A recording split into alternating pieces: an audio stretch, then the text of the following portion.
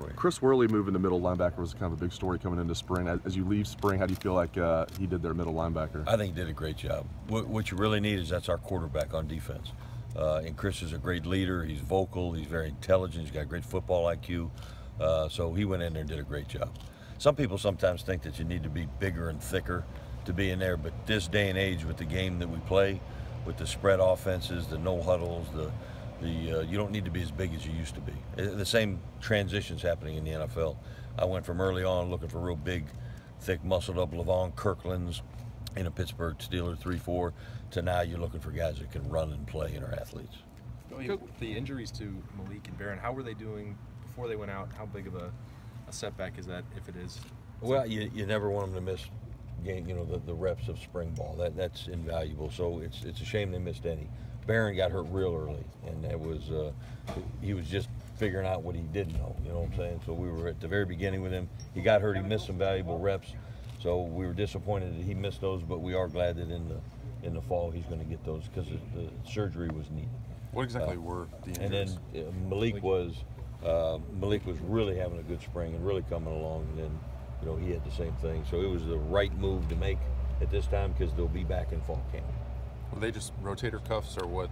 They both were different little versions of shoulder injuries that were very fixable. They got fixed, and they'll both be back for training camp, and that's the key. And you saw enough of Barron to think he can play. I mean, this fall. Oh yeah. Yeah. That's what Urban said. Barron, yeah. Barron's a big boy that moves well, and he's still coming from the high school football scheme, and he's got to transition, and that was what spring was going to help him with. But I'm very confident that with a lot of work and time and effort put in between now and fall, he'll be okay. And Justin Hilliard seemed to be Justin Hilliard go ahead. Flashed on Saturday quite a few times.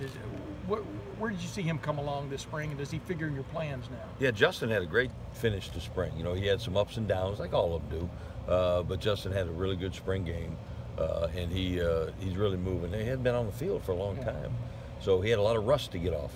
And I think the spring game and the spring football helped him get some rust off, build some confidence to move forward and make it run at these positions. Jerome Baker really had a breakout year last year, and you were here to see it as one of the advisors. Do you think he can take it to the next level, and do you feel like he's got some star power for this linebacking unit? Yeah, I think Bake's got a huge upside. I think he had a great year last year, like you just said. He's a very knowledgeable football. He's got a high football IQ. You tell him once and he gets it, and he asks real deep questions about it. So I'm very encouraged with where Jerome can go and his athleticism, and he's got a lot of position versatility. I really think I could play him in any of the positions and he'd be fine. Coach, do you have just a rough depth chart you could give us coming out of the spring on how kind of these guys stand? I mean, I hate to go there because there's so much competition left, and there's some good linebackers here, and they really are competing hard. It's close. So I don't want to put an order up because I've told them the best 3 or 4 are going to play, and we'll find roles for you. Your job is to get as good as you can get and be a valuable asset to this team, and we'll figure out how to get you on the field.